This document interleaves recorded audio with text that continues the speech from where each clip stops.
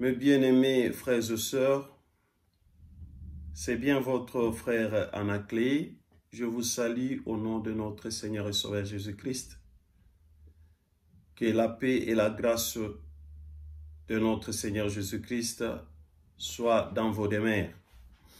Oui, je reviens encore pour que nous puissions continuer avec notre thème que nous avions commencé l'autre fois.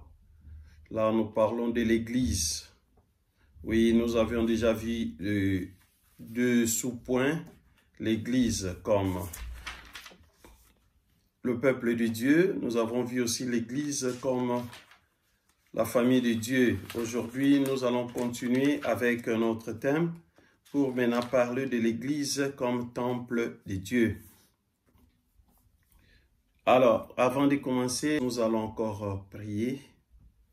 Nous allons prier, recommander notre temps que nous allons passer ensemble entre les mains de l'Éternel, demander l'aide du Saint-Esprit, que l'Esprit de Dieu nous parle, que l'Esprit de Dieu se manifeste tout au long de notre enseignement. Prions ensemble. Éternel Dieu de gloire, Dieu de paix, je viens encore t'élever et te glorifier, toi le Dieu d'amour, l'alpha et l'oméga, le commencement et la fin, le Dieu qui connaît toutes choses avant que la chose existe, car tu appelles à l'existence ce qui n'existe pas. Je bénis ton Saint-Nom, car Père, dans ton plan, tu savais déjà que aujourd'hui, en ce moment, nous allons partager la parole, la bonne nouvelle avec ton peuple. Yahweh de gloire, nous venons nous recommander entre tes mains bénies, lorsque toi seul tu nous guides. Papa, que tout ce qui est de la chair disparaisse au nom de Jésus-Christ de Nazareth. Que le Saint-Esprit agisse en nous puissamment. Que les paroles qui sortiront de ma bouche ne soient pas miennes, mais que ce soit l'ainsi dit l'Éternel. Père, dispose aussi le cœur de tout un chacun, afin que cette parole tombe sur une bonne terre et que ça puisse produire des fruits. Je déloge tout esprit qui ne confesse pas le nom de Jésus-Christ comme Seigneur et Sauveur. Je le jette dans les lieux arides au nom puissant de Jésus-Christ de Nazareth. Merci, Papa, pour tout le temps que nous allons passer ensemble, du début jusqu'à la fin. Que ton nom seul soit glorifié. Au nom de Jésus-Christ, nous avons ainsi prié, nous disons Amen. Oui. Alors, nous continuons. Aujourd'hui, nous allons voir l'Église, le temple de Dieu. Oui, pour essayer un peu de récapituler vite, nous avons commencé par voir que l'Église, comme peuple de Dieu, c'est un ensemble, un groupement, un rassemblement de gens qui sont appelés à vivre selon le principe de Dieu. Les gens qui sont dirigés par l'Éternel lui-même. Dans la partie, l'Église, la famille de Dieu, nous avons aussi vu que Dieu a choisi sa famille, sa maison, sur laquelle il a institué ou il a établi des serviteurs, à l'exemple de Moïse qu'on avait vu. Mais ces serviteurs-là, il n'est pas plus grand que les autres. Il est serviteur du Seigneur pour veiller sur la famille de Dieu. La famille de Dieu qui est le peuple de Dieu, qu'on encadre dans la voie de l'Éternel. Et on nous a aussi montré que dans la famille, comme toute famille, nous avons un père, nous avons aussi des fils. Nous tous, nous sommes fils dans la famille de Dieu. Les prophètes, les pasteurs, nous tous, nous sommes frères et sœurs dans la famille de Dieu, car nous avons un seul Père. Parce que nous tous, nous avons l'Esprit de Dieu en nous. Et cet esprit, la personne qui a engendré cet esprit en nous, c'est lui notre Père. Donc, la Bible nous avons vu noir sur blanc que nous ne pouvons pas nous faire appeler des maîtres si Dieu nous fait grâce, que nous parlons bien, nous prêchons bien, les gens, ils nous donnent un groupe de gens que nous encadrons, ces enfants. Ne croyons pas que nous sommes devenus supérieurs à ces gens, non. Nous sommes que des instruments, des serviteurs de Dieu établis dans sa maison pour prendre soin de ses enfants. Alors, nous ne pouvons pas changer pour qu'on commence à nous appeler des maîtres, car nous tous, nous avons un seul maître qui est Jésus-Christ de Nazareth. Et Jésus-Christ est notre frère parce qu'il est le premier-né d'entre les frères. Car la Bible le dit que nous sommes héritiers et co-héritiers avec Christ. Parce que c'est lui le premier fils. Nous formons la famille. Et comme dans la famille, la direction est entre les mains du Père, qui est notre Père spirituel, l'Éternel Dieu Tout-Puissant, Jéhovah Jireh, Jéhovah Shammah. Maintenant, aujourd'hui, nous allons entamer l'église, le temple de Dieu. Le temple de Dieu, l'église, le temple de Dieu, nous devons comprendre d'abord qu'Israël est souvent représenté comme une maison de l'Éternel, une maison d'Israël, une maison de Jacob, une maison de David, une maison de l'Éternel. Et le mot temple, le temple maintenant, sert à exprimer la présence de Dieu. Dans l'Ancien Testament, quand on parlait du temple, quand les gens se rendaient au temple de Dieu, le temple représentait la présence de Dieu.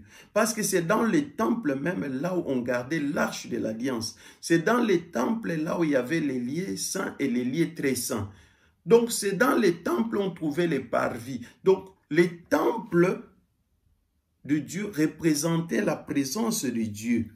Ça représentait l'image de Dieu.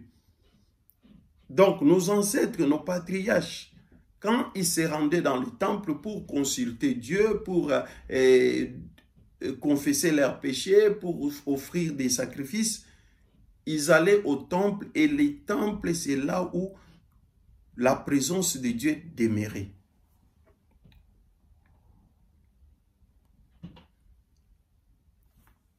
Alors,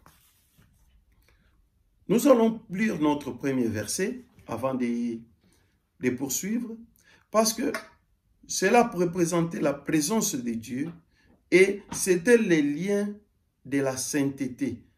La sainteté d'une telle demeure du fait de la présence divine.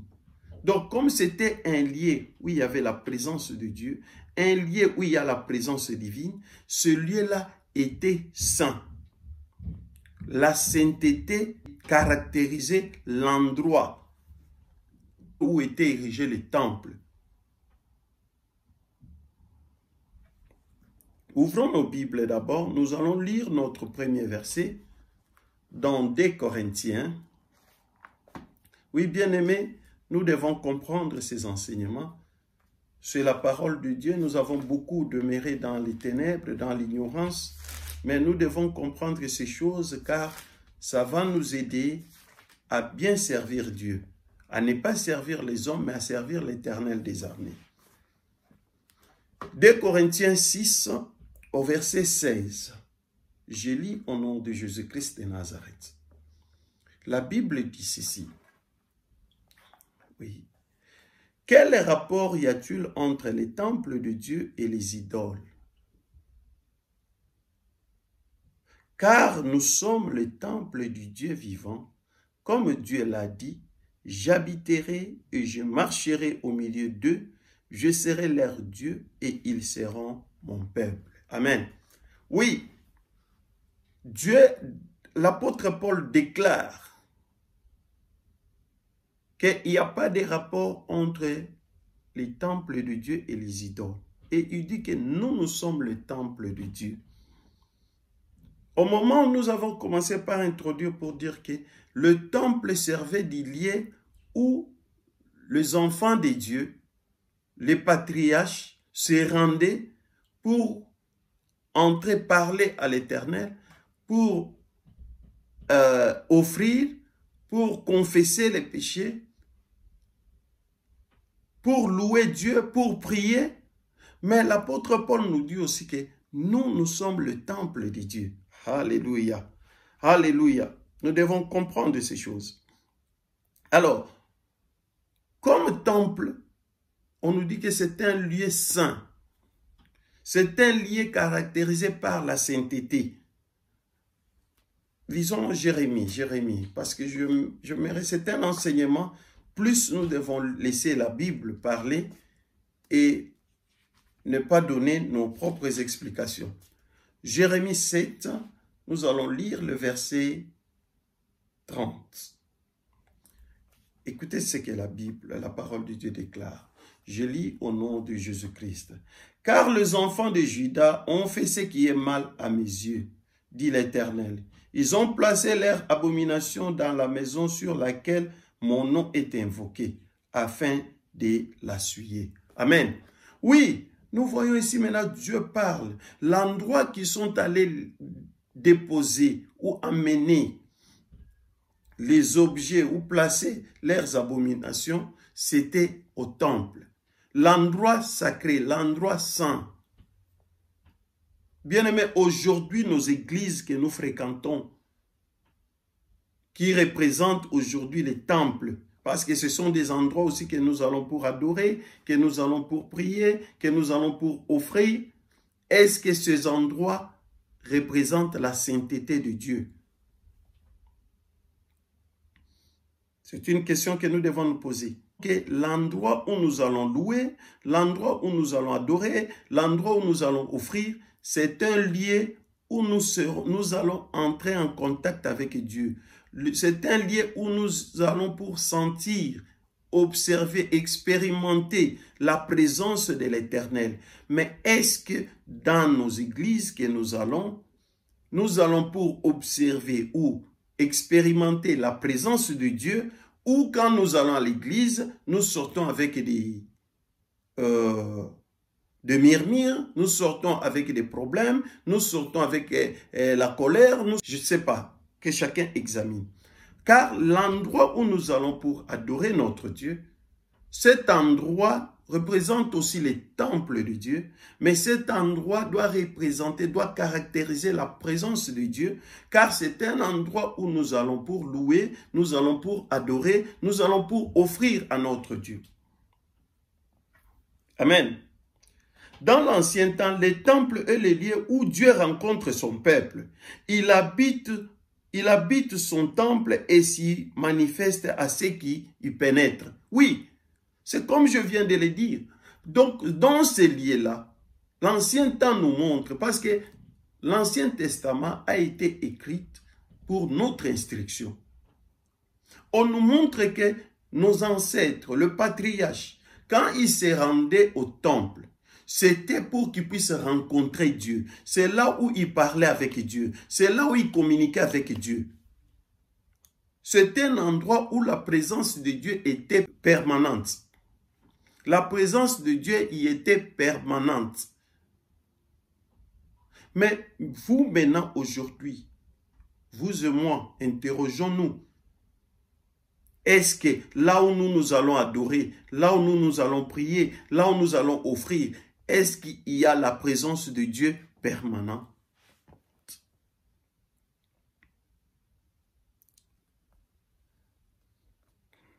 Cette présence était permanente et Dieu s'y manifestait à ceux qui y pénétraient. Donc quelqu'un qui entrait, il devait rencontrer Dieu, Dieu devait lui parler, Dieu devait l'exaucer, Dieu devait répondre à ses préoccupations. Amen. Oui. C'est comme nous pouvons le voir en Ésaïe. Ouvrons la Bible, nous tournons nos pages en Ésaïe, premier chapitre du livre d'Ésaïe. Ésaïe. Oui. Qu'est-ce qu'Ésaïe nous dit au verset 12? Je lis au nom de Jésus-Christ. Quand vous venez vous présenter devant moi, qui vous demande d'essuyer mes parvis? Ah! Donc Dieu dit ici que quand nous allons nous présenter devant lui, dans les temples, nous ne devons pas essuyer les temples de l'Éternel. Parce qu'il pose la question ici, quand vous venez vous présenter devant moi, qui vous demande d'essuyer mes parvis? Car nous savons que c'est le lieu que Dieu habite, le lieu où il y a la présence de Dieu. La présence divine fait du temple le lieu du culte, de la louange, de l'adoration, de la confession et de la prière, comme je l'ai dit. Si nous lisons Psaume 18, 7, lisons même Psaume 18, 7 vite, parce que c'est mieux que nous puissions lire, que ça ne soit pas que, ben papa, Zolova, qu'est-ce qu'il dit? Psaume 18, oui, c'est la Psaume 18, et puis le verset 7. Oui, on nous dit ceci. Dans ma détresse, j'ai invoqué l'Éternel, j'ai crié à mon Dieu dès son palais, il a entendu ma voix, et mon cri est parvenu devant lui à ses oreilles. Amen. Ici, David parle. David fait la prière et dit que dans sa détresse, quand il a crié à l'Éternel, dans le temple de Dieu, là où il y a la présence de Dieu, Dieu l'a entendu. Depuis son palais, Dieu l'a entendu. Il faisait allusion au temple. Cependant, il est aussi clairement affirmé qu'aucun édifice ne saurait circonscrire la présence de Dieu. Oui. Nous voyons que dans l'Ancien Testament, on nous parle plus des temples, la présence de Dieu. Dieu parle à ses prophètes, parle à ses serviteurs. Dieu pardonne le péché de son peuple. Mais la Bible aussi nous montre que aucun édifice ne peut contenir l'Éternel des armées. Aucun édifice ne saurait circonscrire la présence de Dieu. Car même Salomon qui a construit les temples pour l'Éternel, la maison de Dieu, Salomon l'a dit. Lisons 1 roi. Nous allons à 1 roi. Premier livre du roi. 1 roi chapitre 8 et nous allons lire le verset 27. Le verset 27 que je lis au nom de Jésus-Christ. Mais quoi? Dieu habiterait-il véritablement sur la terre? Ça, c'est Salomon qui se pose la question. Voici le ciel, et le ciel des cieux ne peuvent te contenir. Combien moins cette maison que j'ai t'ai bâtie. Amen. Oui, Salomon ici lui montre que les temples qu'il a construits pour l'Éternel, les temples qu'il a bâtis pour que l'arche de l'alliance y soit gardée, mais il dit lui-même, les ciels ne peut pas te contenir, ni le ciel des cieux. Mais est-ce que c'est seulement la maison ici que j'ai construite, la maison que j'ai bâtie de mes mains, qui peut contenir la présence de Dieu? Non. Non, mes bien-aimés. Même Jérémie aussi met en garde contre toute interprétation qui ferait de la présence de Dieu en son temple une garantie contre un jugement du peuple infidèle. Oui. Et le fait chaque fois d'être dans le temple ou dans la maison de Dieu ne vous garantit pas une vie de sainteté. C'est pourquoi ici, le prophète Jérémie parle, il met en garde le peuple de Dieu pour leur dire que non, ce n'est pas parce que vous êtes chaque fois dans les temples, là où il y a la présence de Dieu, que vous êtes permis de faire n'importe quoi. Parce qu'il y a la présence de Dieu, et cette présence est garantie que vous serez épargné du jugement. Non. C'est pourquoi il dit même que il met en garde toute interprétation qui ferait de la présence de Dieu ou dans son temple une garantie contre le jugement du peuple infidèle. Le peuple qui est infidèle, c'est le peuple qui ne marche pas selon les principes de la parole de Dieu. Dans l'enseignement où nous parlerons de les clés de la bénédiction, vous allez voir les clés de la bénédiction, ce n'est pas les donner, ce n'est pas le prier, mais le clé de la bénédiction, c'est d'abord de faire la volonté de Dieu, de marcher selon le principe de la parole de Dieu. Car Dieu, vous pouvez lire la Bible, je ne sais pas, peut-être moi je n'ai, peut-être je n'ai pas bien lu, mais si vous lisez même l'histoire d'Israël, le peuple de Dieu, le peuple que Dieu a béni, ce peuple depuis l'Égypte, jusqu'à traverser la mer Rouge, passer par les déserts, jusque dans la terre promise. Il n'y a pas une place que Dieu leur a dit, il faut beaucoup gêner pour que vous héritez des terres, il faut beaucoup prier. Non, Dieu leur a demandé de garder ses commandements, de conserver l'alliance qu'il avait faite avec leurs ancêtres. Et cette alliance, c'était de marcher dans la crainte de Dieu, de ne pas mettre un autre Dieu devant leur face, de ne pas s'agenouiller ou adorer notre Dieu, de reconnaître l'Éternel comme leur Dieu, comme leur maître, comme leur Seigneur, comme leur roi, de marcher que selon ses principes. Amen. C'est en marchant selon le principe de Dieu que vous serez près de l'Éternel, que vous allez vous sanctifier, que vous allez mener une vie de sainteté. Mais si nous ne le faisons pas, attendons-nous à un jugement, quoique nous sommes dans les églises ou dans des maisons que nous appelons les maisons de Dieu, les églises, les temples, même si nous y allons chaque jour. Mais si nous sommes loin de ce que Dieu attend de nous, la présence à l'église, dans la maison de Dieu, ne nous épargne pas du jugement. Amen. Lisons le livre de Jérémie 7. Nous allons lire 3 versets dans ces versets, chapitre 7 de Jérémie. Oui, Jérémie 7, le premier verset, verset 4. Écoutez ce que la parole déclare. Je lis au nom de Jésus-Christ de Nazareth.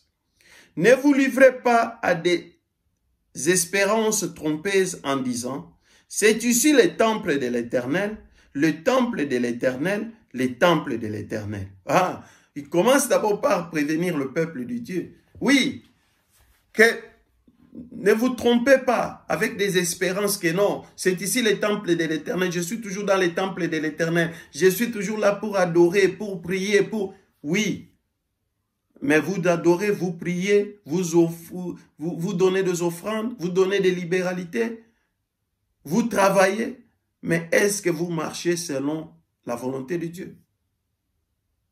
Bien aimé, parce que notre objectif, c'est quoi? Nous devons comprendre que nous devons servir Dieu en vérité et en esprit.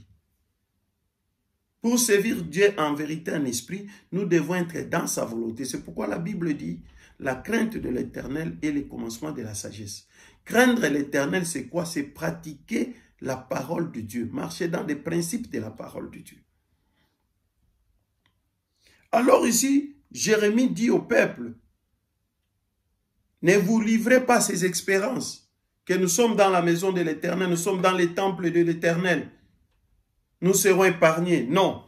Il continue. Lisons le verset 12. Qu'est-ce qu'il dit? Allez donc au lieu qui m'était consacré à Silo. Allez donc au lieu qui m'était consacré à Silo, où j'avais fait autrefois résider mon nom.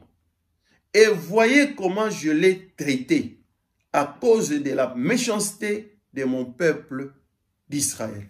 Amen. Oui, Dieu dit à son peuple, Jérémie, s'il parle au peuple pour leur dire ces choses, que l'Éternel dit, allez à Silo, le lieu qui autrefois était consacré au nom de l'Éternel. Regardez comment Dieu a traité ce lieu à cause de la méchanceté de son peuple, des enfants d'Israël. Oui, quand nous marchons dans la méchanceté, quand nous marchons dans la haine, quand nous marchons dans l'orgueil, quand nous marchons dans l'égoïsme, quand nous n'avons pas l'amour, nous ne marchons pas dans la justice, nous sommes loin de Dieu, même si nous sommes dans les temples chaque jour. Oui, bien-aimés, même si nous sommes dans la maison de Dieu, la maison que nous appelons l'église de Dieu, les temples de Dieu, chaque jour. Mais si nous n'arrivons pas à pratiquer ce que Dieu attend de nous, nous marchons dans la méchanceté et nous serons jugés. Nous n'échapperons pas. Au verset 14 maintenant, écoutez ce que l'Éternel dit. Je traiterai la maison sur laquelle mon nom est invoqué, sur laquelle vous faites reposer votre confiance. et le lieu que j'ai donné à vous et à vos pères, de la même manière que j'ai traité Silo. Amen.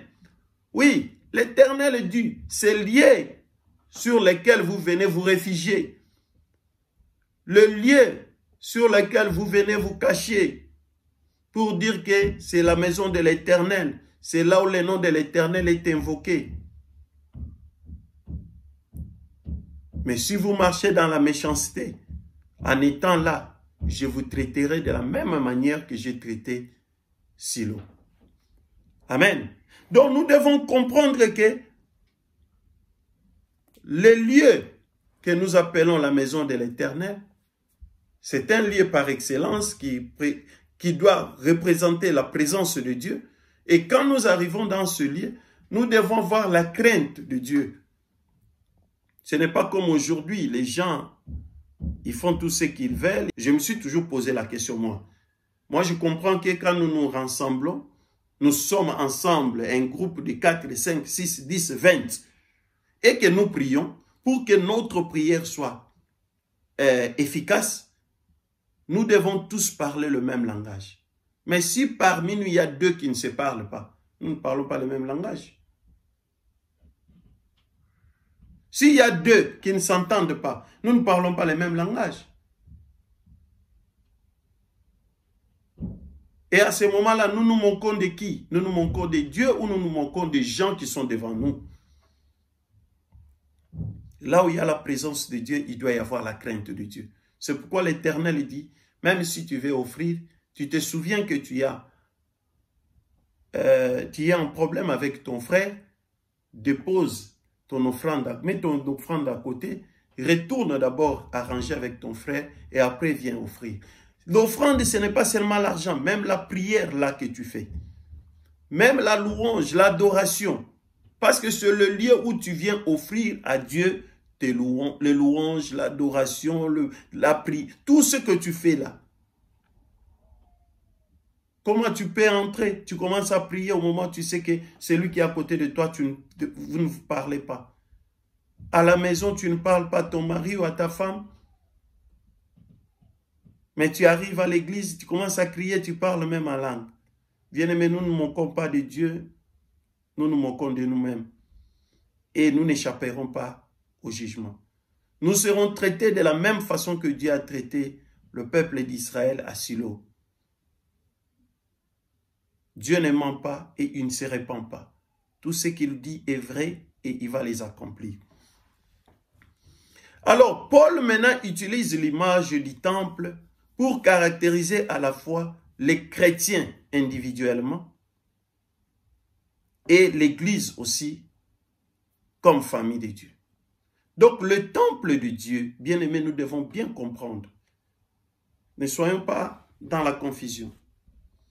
Nous l'avons vu, l'ancien temps, le temple, il y avait la présence de Dieu, mais Salomon a dit que les temples ne peuvent pas contenir la présence de Dieu.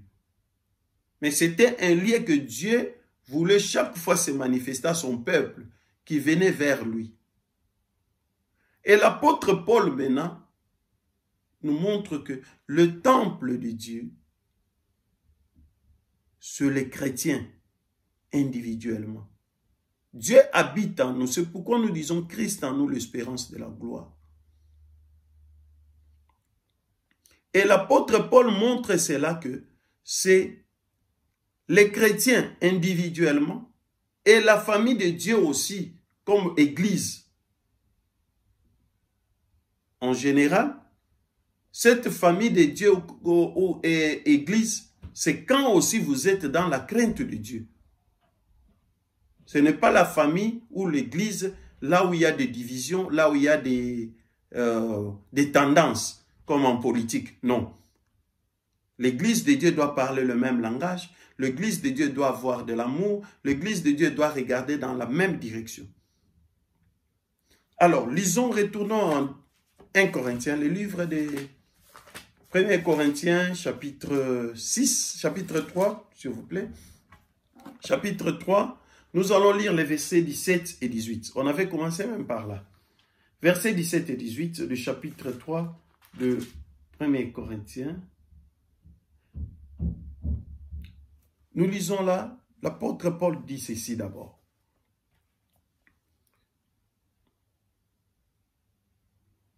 Ne savez-vous pas que vous êtes le temple de Dieu et que l'Esprit de Dieu habite en vous? Amen.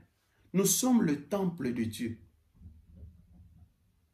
Bien-aimés, ne cherchez pas d'autres temples. Oui, l'église là où vous allez, c'est pour adorer, pour glorifier, pour aussi expérimenter la présence de Dieu. Mais vous-même aussi, vous êtes les temples de Dieu, car l'Esprit de Dieu habite en vous. C'est ce que l'apôtre dit ici. Ne savez-vous pas que vous êtes le temple de Dieu et que l'Esprit de Dieu habite en vous? Verset 17. Si quelqu'un détruit le temple de Dieu, Dieu le détruira, car le temple de Dieu est saint et c'est ce que vous êtes. Amen. Ah, bien-aimé, l'apôtre nous dit que le temple de Dieu est saint. Et nous, nous devons être saints. Bien-aimé, si nous ne sommes pas saints, nous ne sommes pas des temples de Dieu. Parce que Dieu n'habite pas dans l'impureté. Dieu n'habite pas là où il y a des saletés. Dieu n'habite pas là où il y a la haine. Dieu n'habite pas là où il y a la division. Dieu n'habite pas là où il y a de l'hypocrisie. Il est le Dieu saint. Il est le Dieu d'amour. Il est le Dieu de justice. Si nous ne sommes pas saints, nous ne reflétons pas les temples de Dieu. Et quand nous ne sommes pas saints, donc nous sommes en train de détruire les temples de Dieu. Parce que l'apôtre l'a dit au verset 17, si quelqu'un détruit les temples de Dieu, Dieu les détruira. Comment tu vas détruire les temples de Dieu? Quand toi qui es le temple de Dieu, mais ces temples servent maintenant à adorer d'autres dieux. Ces temples servent maintenant à marcher selon le principe d'autres dieux.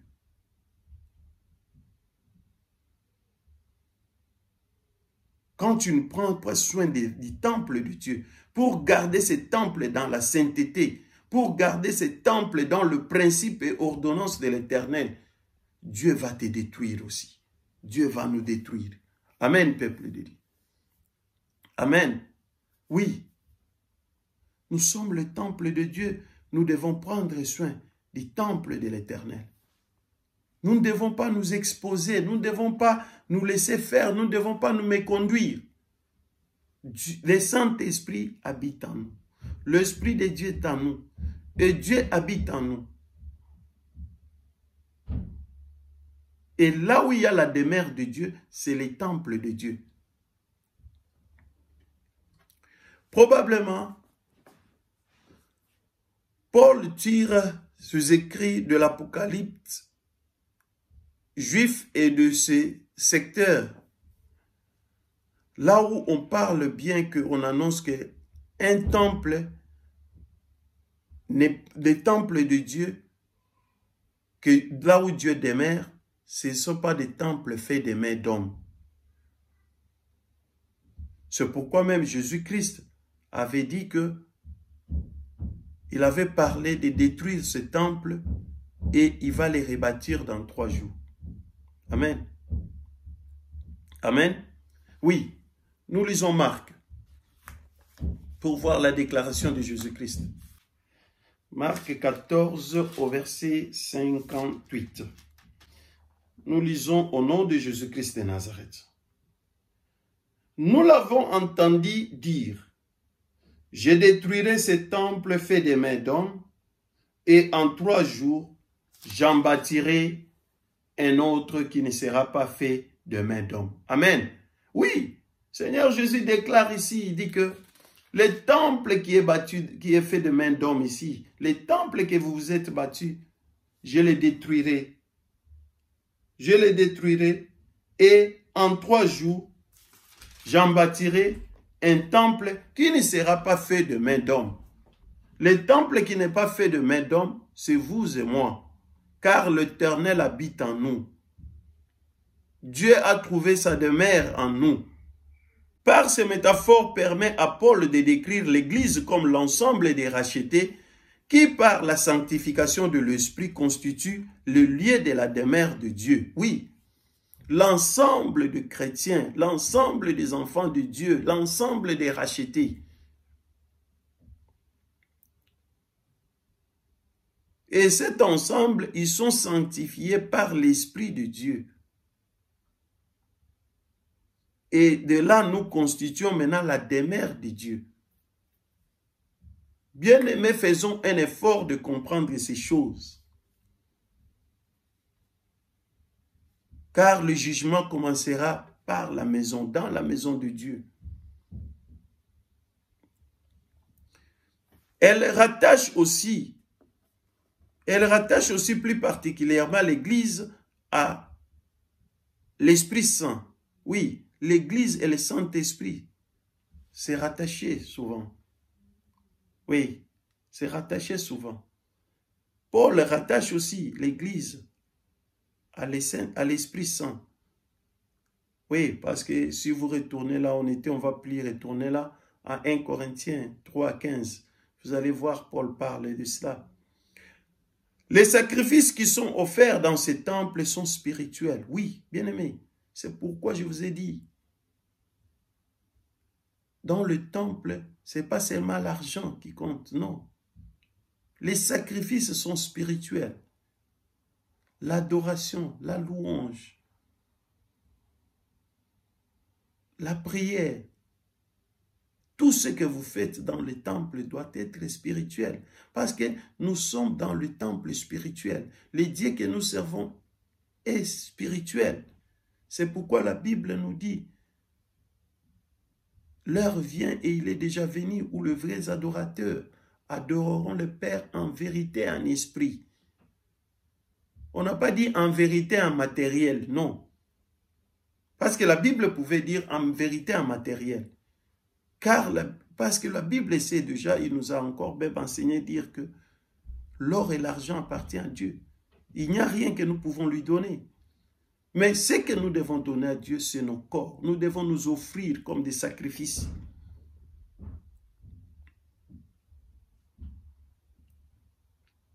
Donc, ces temples sont spirituels, consistant pour le croyant ou le chrétien dans la louange, le don de son corps et plus largement de sa vie entière consacrée au service de Dieu. Oui, c'est notre vie entière qui doit être consacrée à Dieu. Si nous ne le faisons pas, bien aimés, nous ne sommes pas en train de nous moquer de Dieu, mais nous nous moquons de nous-mêmes. Nous sommes les temples de Dieu quand nous offrons nos corps à Christ. Quand nous marchons dans la crainte de Dieu, quand nous expérimentons la présence de Dieu en nous, quand nous expérimentons la sainteté de Dieu dans notre vie.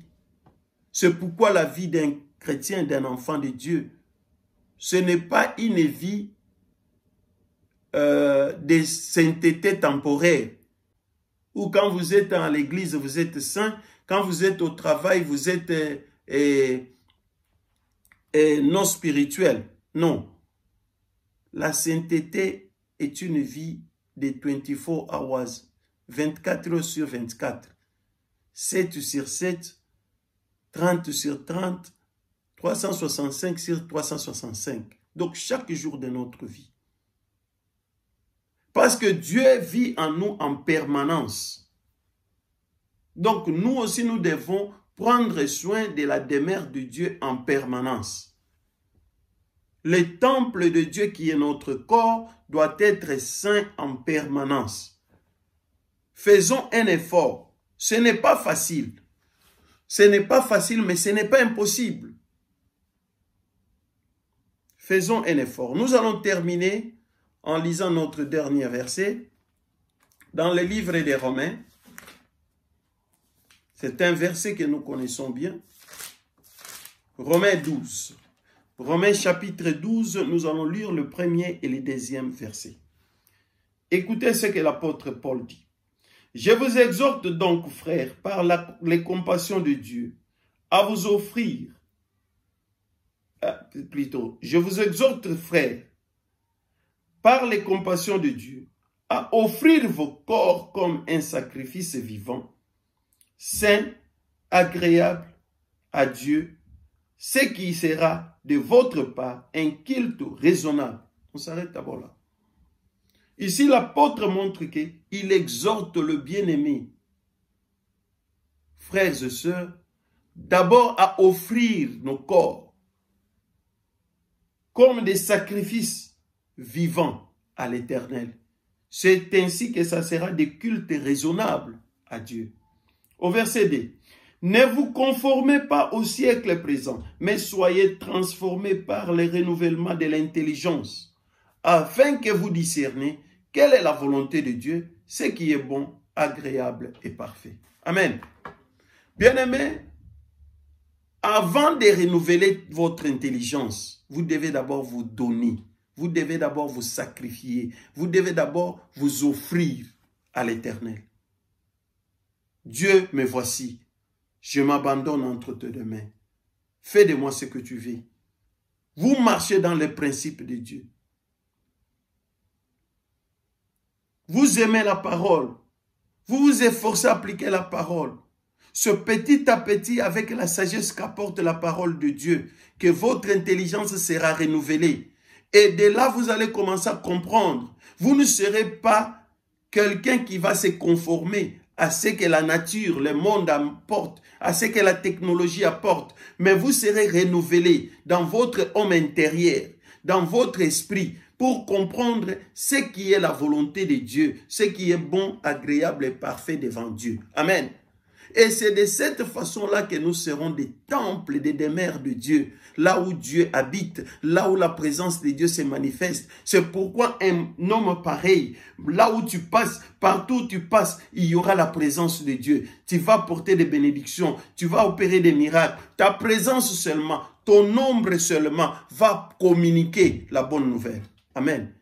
Mais beaucoup parmi nous, votre présence dérange, votre présence gêne. Ce n'est pas ça dérange parce que vous êtes spirituel, les autres sont des démoniaques. Non. Ça dérange parce qu'on voit que vous ne représentez pas la présence de Dieu. Namisala na yo, ce que tu fais, ton comportement, ton langage ne représente même pas que tu es fille ou fils de Dieu.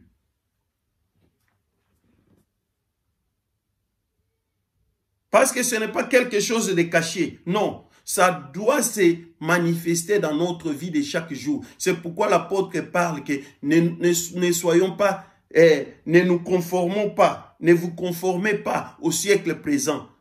C'est parce que ce n'est pas quelque chose qui est caché, mais c'est quelque chose que nous devons vivre, que les gens doivent voir, que réellement, ce frère, il est enfant de Dieu. Quand il parle, c'est quelqu'un qui cherche la paix, qui apporte la paix. C'est quelqu'un qui communique l'amour. Que ça ne soit pas de l'hypocrisie. Je parle comme ça. Quand tu n'es pas là, je change le langage. Je parle dans ce lieu comme un enfant de Dieu. Quand je me retrouve dans un autre lieu qu'on ne me connaît pas bien, je deviens ce que j'ai toujours été. Non.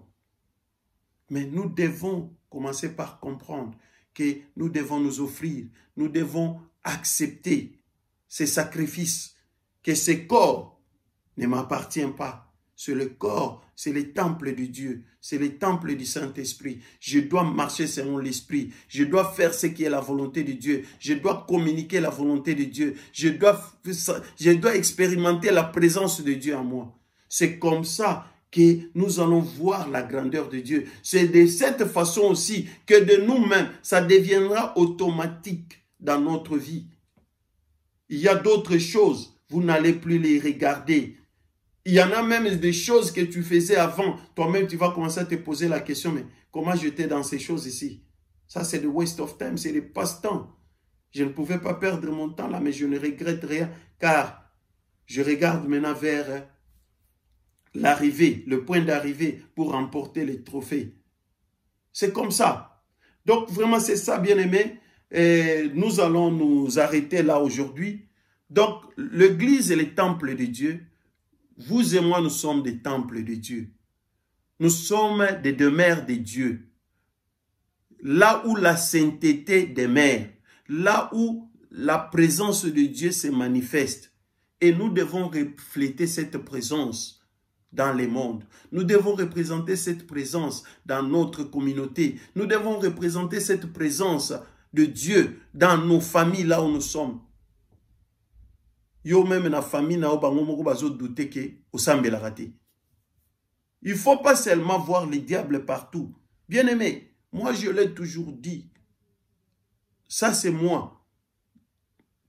Les gens qui veulent se défendre, oh non, et même Jésus, dans sa famille on l'avait rejeté. Non, Jésus dans sa famille on ne l'avait pas rejeté. Parce que Marie et Joseph qui étaient son père adoptif, quand ils cherchaient Jésus, quand ils allaient avec Jésus, ils ne doutaient pas du ministère de Jésus. Même ses frères, les enfants de Marie, ils n'ont jamais douté du ministère de Jésus. Même leur famille restreinte. Alors, même si on ne croit pas, toi il faut se... Non, ce n'est pas que c'est parce que ce que tu fais, tu ne reflètes pas la présence de Dieu. Si tu reflètes la présence de Dieu, ils peuvent ou ne pas vouloir, mais ils vont t'aimer. Ils vont te faire de bons témoignages à ton nom. Ils diront toujours que wana musala nzambe, wana mwana nzambe, ah, yeboko tsena makambote. Mais quand on doute de ta position en Christ, bien aimé, il faut voir, il faut revoir notre vie. Vraiment que Dieu nous bénisse. Nous sommes à la fin pour aujourd'hui. Nous avons fini avec l'église des temples de Dieu. Et prochainement, par la grâce de Dieu, si Dieu nous prête encore vie, force et bonne santé, nous reviendrons pour parler de l'église corps du Christ. Et à la fin, nous finirons avec l'église épouse du Christ. Vraiment que mon Dieu vous bénisse, que Dieu vous fasse du bien. Mes salutations à toute la grande famille qui nous soutient, les abonnés aussi de Anaclé Family TV. Que Dieu continue à vous faire du bien. Je continue à prier pour que la grâce et la faveur de Dieu se manifestent dans vos vies pendant cette année nouvelle. Et avant de partir, nous allons encore prier, recommander nos cœurs entre les mains de notre Dieu, demander l'assistance du Saint-Esprit afin que nous puissions réellement changer notre homme intérieur pour que le Saint-Esprit y habite et que nous puissions marcher dans la sainteté de Dieu, comme nous le recommande la Bible. Prions ensemble. Éternel Dieu Tout-Puissant, Papa, nous te disons merci. Merci Dieu d'Abraham, d'Isaac et de Jacob, toi qui as commencé avec nous, nous voici à la fin. Nous te disons merci pour cette parole, Yahweh. Éternel Dieu Tout-Puissant, nous venons demander l'aide du Saint-Esprit. Je recommande tout un chacun qui suivra cet enseignement entre tes deux mains bénies. Père, touche son cœur, change les données de sa vie. Ceux qui ne pratiquaient pas, Papa, ta parole, lorsque Yahweh, tu puisses te manifester, change leur cœur, afin qu'ils puissent recevoir cette parole avec douceur et qu'ils puissent changer leur façon de vivre en comprenant que, Père, tu es le Dieu qui habite en eux. Et leur corps, c'est ta demeure. Mon Dieu, ils doivent marcher dans la crainte de Dieu et garder ces corps dans la sainteté. Père, nous détruisons tout ce qui n'est pas de toi. Tout esprit contraire qui peut venir, mon Dieu, contrecarrer notre vie de sainteté, nous les chassons dans les lieux arides au nom puissant de Jésus-Christ de Nazareth. Reçois l'honneur, la gloire et l'adoration. Merci encore pour le temps que nous avons passé. Laisse que quand tu permettras que nous puissions encore nous revoir prochainement avec mes bien-aimés pour parler encore de ta part, nous ne manquerons pas de te rendre des actions de grâce. Au nom puissant de Jésus-Christ, nous avons ainsi prié, nous disons Amen. Que Dieu vous bénisse, bien-aimés. Salutations à tout le monde. Oui, maman, Nounou. Maman Nounou et Pasteur Stone, que mon Dieu vous fasse grâce, que Dieu vous bénisse, Maman Bi et toute la famille, que Dieu vous fasse grâce pendant cette année nouvelle. Maman Belinda, que mon Dieu vous bénisse, Maman Tassi, Maman Mimine Kaka, Nadine Bola et mon frère Papi Bola, et toute la famille, ma prière que le Dieu de nos ancêtres, le Dieu d'Abraham, d'Isaac et de Jacob, vous amène à d'autres dimensions de la vie pendant cette année 2021. Et ma prière aussi est que Dieu protège tous nos abonnés, toute la famille, la grande famille, Maman Hachem, Maman Rose Matewa et Papa Matewa, que Dieu vous bénisse. Ça fait beaucoup de temps, on ne se voit pas, on ne s'entend même pas comme d'habitude, mais je sais que Notre Dieu est au contrôle. Vraiment que Dieu vous fasse du bien. Et pendant cette prière, et pendant cette période plutôt, que la grâce et la faveur de Dieu continuent à nous couvrir. Que le sang de Jésus nous serve toujours de protection et de sécurité. Vraiment, si Dieu nous prête encore bonne santé et vie par sa grâce, nous nous verrons la semaine prochaine pour continuer notre thème sur l'Église, les corps du Christ. Que Dieu vous fasse du bien. Je vous aime beaucoup. Bye bye.